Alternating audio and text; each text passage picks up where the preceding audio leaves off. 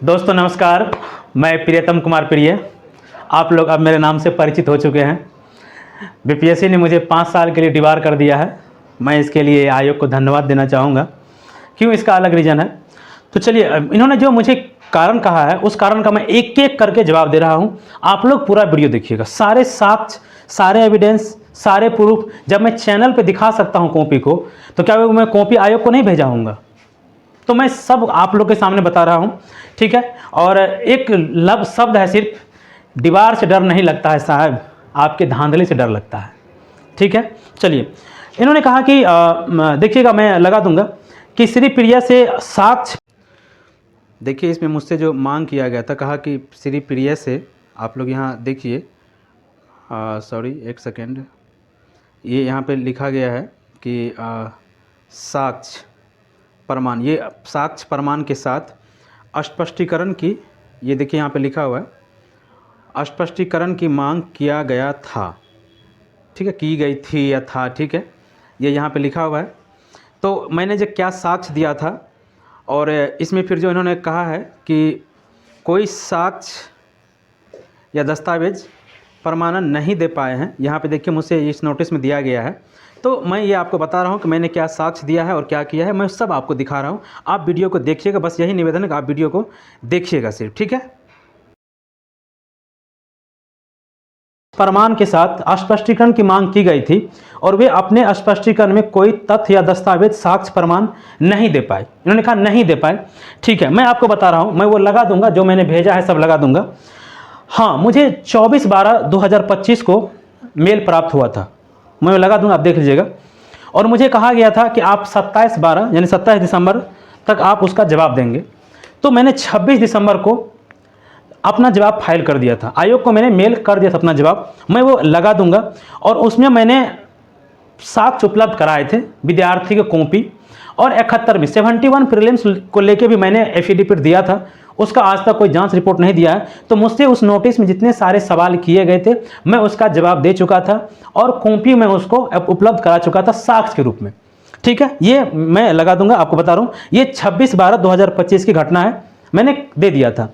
उसके बाद पुनः मुझे 2 जनवरी को एक नोटिस प्राप्त होता है, ठीक है। उस 2 तारीख को जो आपने मुझे नोटिस दिया था, तो उस नोटिस का मैं यहाँ पे लगा रहा हूँ, आप लोग देखिए, जितने भी देख रहे हैं।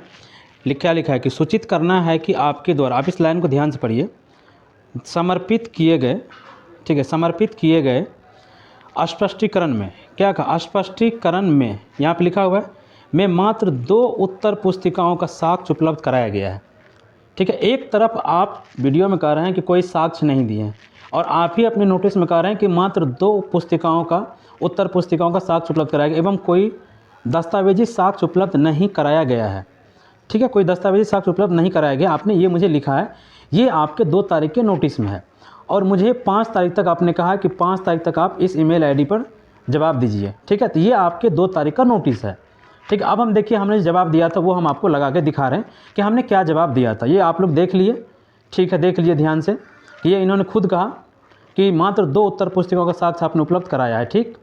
चलिए, नोटिस में क्या लिखा है, तो ये देखिए, मुझे जो 2 तारीख का था, मुझे 5 तक रिप्लाई देना था, तो मैंने लिखा यहाँ पे, to the exam controller of examination, Bihar public service commission, 2/1 को मुझे आपका ये लेटर नोटिस प्राप्त हुआ, ज्ञाप प्राप्त हुआ, ठीक है। उसके बाद देखिए मैंने क्या लिखा यहाँ पे कि मेरे द्वारा उपलब्ध कराए गए उत्तर पुस्तिकाओं से आपने किसी प्रकार का असहमति नहीं जताया, ठीक है। और ये उत्तर पुस्तिका उन्हीं अभ्यर्थियों का है जो मुख्य परीक्षा में, परीक्षा फल में उत्तीर्ण हुए हैं। ये मैंने रिप्लाई में दिया था, आप देख लीजिए। इसके नेक्स्ट लाइन को देखिए आप लोग कि यहाँ पे जो हमने लिखा है, फिर नेक्स्ट क्या लिखा है कि श्रीमान आपके द्वारा दस्तावेजी साक्ष्य उपलब्ध कराने को कहा गया है, ठीक है। 70वीं और 71वीं प्रारंभिक परीक्षा दोनों के साक्ष्य दिए हैं।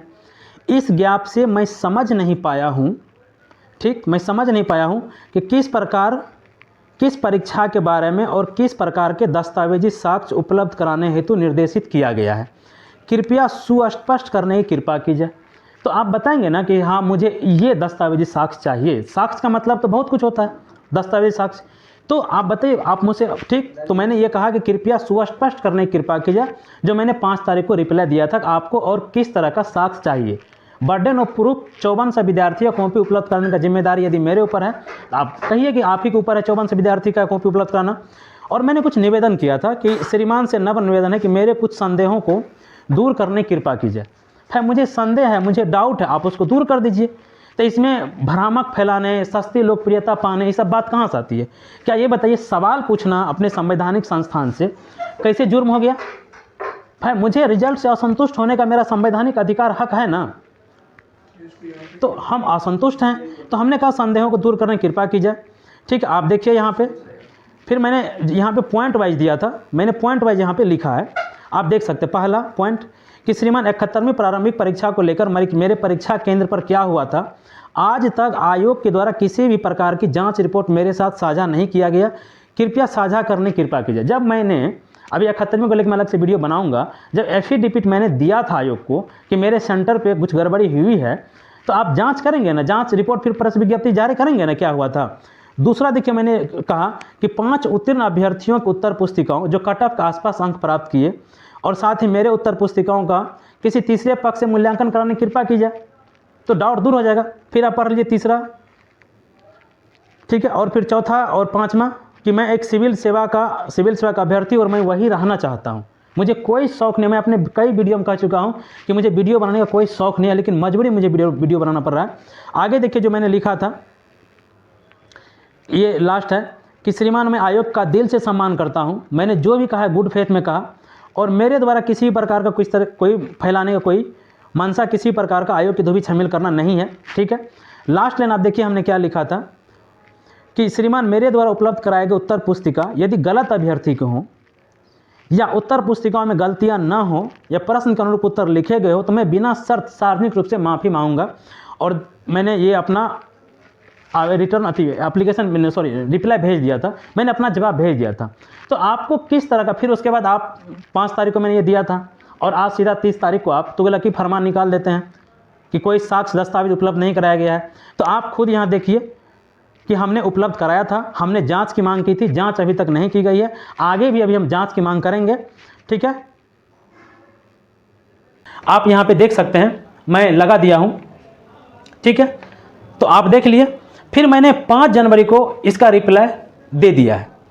ठीक है, 5 जनवरी को मैंने रिप्लाई दिया और उसमें देखिए मैंने स्पष्ट लिखा है कि आप और मुझसे किस तरह के साक्ष्य चाहते हैं, मैं वो साक्ष्य मतलब आप बताइए, मुझे सुस्पष्ट कीजिए कि आप किस तरह के साक्ष्य चाहते हैं। और मैंने उसमें कुछ निवेदन, प्रार्थना, रिक्वेस्ट किया था। ठीक है, और मैंने सभी वीडियो में निवेदन किया है, रिक्वेस्ट किया है, सवाल पूछा है। क्या सवाल पूछना इतना गुनाह हो गया है अपने संवैधानिक संस्थान से? क्या है ये, मतलब क्या है ये तुगलकी फरमान आ जाता है? जब मैंने कहा कि आप सुस्पष्ट कीजिए कि तुगलकी फरमान आज 25 दिन बाद फिर कैसे कि दीवार किया जाता है और उसमें 5 साल के लिए और कोई साक्ष्य नहीं दिया, तो प्रथम दृष्टया ये बात सच नहीं है कि हमने कोई साक्ष्य नहीं दिया है। ठीक है, आपने देख लिया पूरा। दूसरा, जिन्होंने कहा कि आपने 65वीं के बारे में कहा, प्रीलिम्स के बारे में मेरी बौद्धिकता पे सवाल उठाया। ठीक है, तो 65वीं और 69वीं, तो 65वीं के बाद इन्होंने 69वीं लिखा कोमा दे करके। कोमा का मतलब बीच में 66, 67, 68 गायब है, यही ना। तो भाई आप उसके बारे में बताइए कि हम किस बार बीपीएससी में बैठे थे, किस बार नहीं बैठे थे। और मैं बता रहा हूं कि मैं बीपीएससी को कभी फोकस नहीं किया था। 70वीं में सीट इतनी अधिक थी कि लगा था कि चलो इस बार हो जाएगा, 70वीं में सीट काफ़ी अधिक है तो ले लेते हैं, बेरोजगारी का एक टैग खत्म हो जाएगा, इसलिए हम लोगों ने 70वीं को फोकस किया था। ठीक है, और दूसरी बात, आपको क्वेश्चन आपको डिलीट करना पड़ता है और छात्र के दावों पर आपको आंसर चेंज करना पड़ता है। तो आपके जो विश्वविद्यालय स्तर के उत्कृष्ट प्रोफेसर हैं, जो आप आंसर चेंज करते हैं, क्वेश्चन डिलीट करते हैं, तो ये किस बौद्धिकता को दर्शाता है? ये किस तरह का बौद्धिकता परिलक्षित होती है? ये मेरा सवाल है। ठीक है, थोड़ा सा आप अपने अंदर भी झांकिए ना। पर चेंज करने से और क्वेश्चन डिलीट करने से कितने विद्यार्थी बाहर हो जाते हैं, कितने विद्यार्थी अंदर हो जाते हैं। और मेरा मार्क्स भी पब्लिक कर देते, 71 का पब्लिक कर काहे नहीं कर दी। और मैंने आपसे रिक्वेस्ट किया था कि सर मैंने जो कॉपी आपको दिया और मेरा कॉपी जो मेरी बौद्धिकता पे सवाल उठाया, तो मेरा कॉपी आप पब्लिक कर दीजिए। एक तरफ मैंने कहा था, एक तरफ सेलेक्टेड विद्यार्थियों कॉपी और एक स्क्रीन पर मेरा कॉपी चला दीजिए। और डिबेट का चैलेंज मैंने उसको दिया था जो लोग पत्रकार लोग हम लोग को बदनाम कर रहा था कि सुधार कर सकता है, इसलिए हमने कहा कि भैया सुधार करा लीजिए, कोई दिक्कत नहीं है। और दूसरी बात, आज मैं दिखाऊंगा ना तो आपका आंख फटाफट रह जाएगा। भाई ये गिन लो, मैं 7-8 महीना हॉस्पिटल में रहता हूं और 4 महीना में बाहर रहता हूं। ये बौद्धिकता, ये देख लो, ये सर गंगाराम हॉस्पिटल, गिन पाओ क्या? कोई ये पुराना नहीं है, आप देख लीजिए कब 2021-22 doctor Shankar sir Gangaram hospital. भाई ये देख लो, मैं बहुत बीमार रहता हूँ यार, मुझे अक्सर दिल्ली आना पड़ता है ट्रीटमेंट कराने के लिए, ठीक है। इसीलिए ये बौद्धिकता की बात नहीं भाई, किस एग्जाम में हम बैठे, उस समय हमारी क्या परिस्थिति थी, हमने क्या तैयारी की थी, नहीं की थी। और कई लोग ऐसे कई एग्जाम्पल है, 3-4 बार प्रीलिम्स क्वालीफाई नहीं करते हैं और एक ही बार में सीधा टॉप कर जाते हैं, यूपीएससी क्वालीफाई कर जाते हैं। शक्ति दुबे 5 बार में यूपीएससी टॉप की है, तो क्या उसकी बौद्धिकता कम थी क्या? और आप खुद बताइए ना सर, आप कितने बार यूपीएससी क्वालीफाई किए हैं? तो आप अपने ऊपर भी ध्यान दीजिए ना। ये गिनो कितना, हम देखो मतलब ऐसे तुम डेट बोलोगे, डेट हम तुमको दिखा देंगे भाई, आपको डेट हम दिखा देंगे कि ये किस डेट का है। ठीक है, इस पे डेट ये 2024, आप देख लो 2024। तो ये नहीं कि हम 5 साल पुराना कोई पर्चा आपको दिखा रहे हैं। गिनो ना भाई, कितना गिनोगे, देख लो। और कोई छोटा मोटा हॉस्पिटल नहीं है, सफदरजंग हॉस्पिटल नई दिल्ली, कब का? इस पर भी डेट दिखाया था, अगर डेट मिल गया तो 2021, 22, 23, 24, अभी भी हम डॉक्टर के रडार पे हैं। गिनिए भाई, गिनिए ना पर्चा, कहते हैं भाई देखिए ना, गिनिए कितना पर्चा गिनिएगा, गिनिए भाई, गिनिए ना। इसके बाद भी हमको पढ़ाई करना, अभी भी डॉक्टर हमको कहा है कि आप इतना देर लगातार मत बैठिए, और आप कहे बौद्धिकता पास नहीं किया। भाई किस परिस्थिति में हम एग्जाम, आपको पता है? ये देखिए ये तो शब्द देख लीजिए ना पुर्जा, गिनिए ना भाई, कितना गिनिएगा। और मुझे मैं बता रहा हूँ, राम मनोहर लोहिया हॉस्पिटल और संत निरंकारी हॉस्पिटल का मुझे पर्चा नहीं मिला। ये देखिए, ये एम्स का है, ये एम्स है ना। आप ये डेट दिखाओ, डेट दिखाते यदि मिल गया तो कहाँ? ये देखिए 2023, देखिए 2023 ही डेट है ना, दिख रहा है सर 2023। भाई कितना, तो ये बौद्धिकता पर ऐसे सवाल मत उठाइए भाई, ठीक है। तो इस तरह का सही बात नहीं है कि प्रीलिम्स में आपने 65 में आप जिक्र करते ना। और 71वीं को लेके जो मैंने आपको दिया था एफिडेविट आपको दिया था ना 71वीं को लेके, तो कि मेरे सेंटर पे क्या हुआ था, आप बताइए ना। आप जांच कीजिएगा ना, आप जांच रिपोर्ट साझा कीजिएगा कि नहीं कीजिएगा? यदि हम एफिडेविट में गलत दिए होंगे तो पता है कि आप मेरे खिलाफ कितना कार्रवाई कर सकते हैं। तो बौद्धिक क्षमता और इस तरह की बातें करना, मुझे लगता है कि ये तर्कसंगत नहीं है, ये अतार्किक है, ये अनुचित है, ठीक है। ये अतार्किक है, ये निरर्थक है, ये अनुचित है, ठीक है। इस तरह की बात नहीं करनी चाहिए थी। और उसके बाद फिर आप 40 साल तक क्यों फॉर्म भरने का डेट देते हैं? आप उसे घटाए कर दीजिए। लॉर्ड लिट्टन तो आप हैं ही, जो तानाशाह की तरफ फतवा जारी कर देते हैं, ठीक है। ये तुगलकी फरमान जारी करते, डिवाइड किया जाता है 5 साल के लिए। तो लिट्टन ने एज कम किया था ना सिविल सर्विसेज का, कर दीजिए अभी 40 साल से घटा के 21 साल तक। नहीं फॉर्म भरेंगे हम लोग भाई, कि 21 साल तक ये लड़का फॉर्म भर सकता है, 24 साल तक ये लड़का फॉर्म भर सकता है। आप ही तो खुद 40 साल तक दे रहे हैं मौका फॉर्म भरने के लिए। तो इस तरह की ये तार्किक बात नहीं है, ये बौद्धिकपूर्ण बात नहीं है, ठीक है। इसके बाद फिर आपने कहा कि डिबेट, तो मैंने डिबेट के बारे में कहा कि डिबेट चूंकि वो मैंने उनको दिया था जो हम लोग को बदनाम कर रहे थे, और मैंने आपसे कहा ना कि आप कॉपी पब्लिक कीजिए। फिर आपने डिजिटल फुटप्रिंट का बात किया है कि डिजिटल फुटप्रिंट बनाने के लिए है, मैंने आपको रिप्लाई में दिया था कि मैं 15 महीना पहले से उस चैनल पे एक्टिव नहीं था।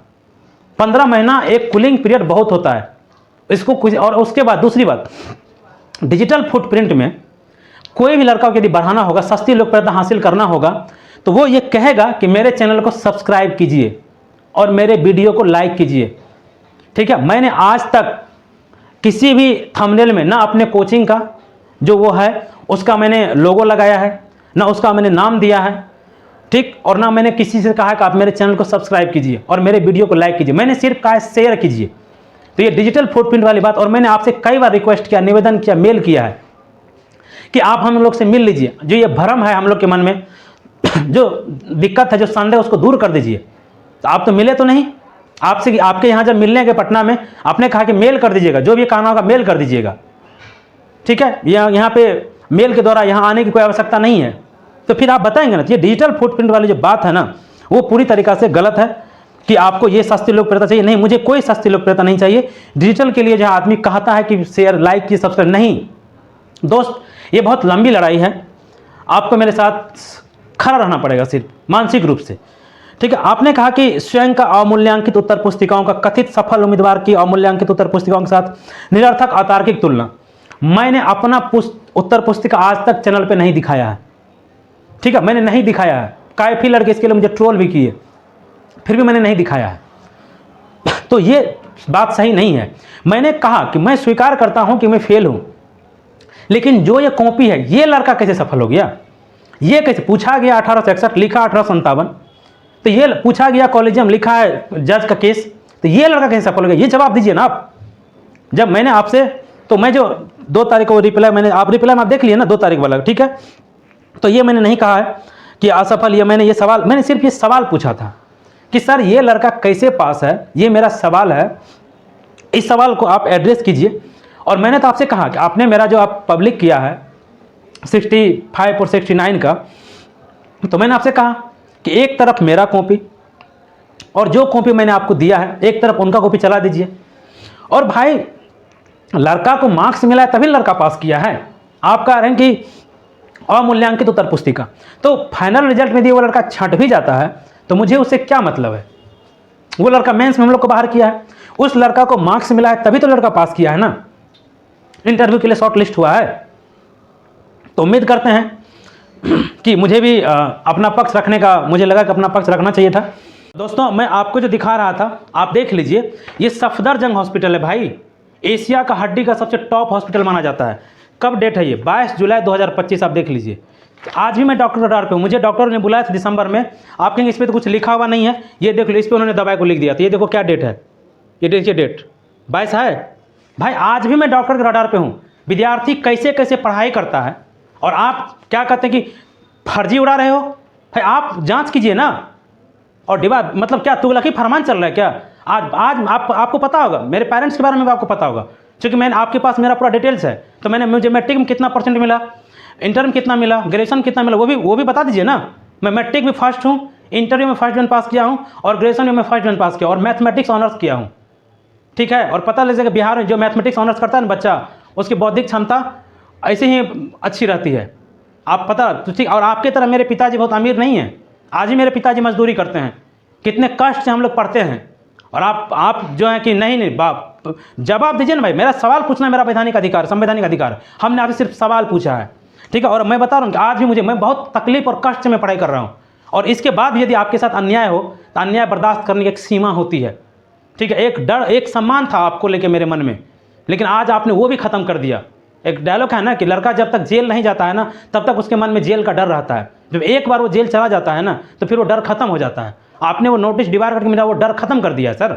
मैं रिक्वेस्ट करूंगा, अभी भी मैं रिक्वेस्ट कर रहा हूं कि आप इस चीज़ को अपने स्तर पे समाप्त कर दीजिए, नहीं तो फिर कोर्ट तो है ही।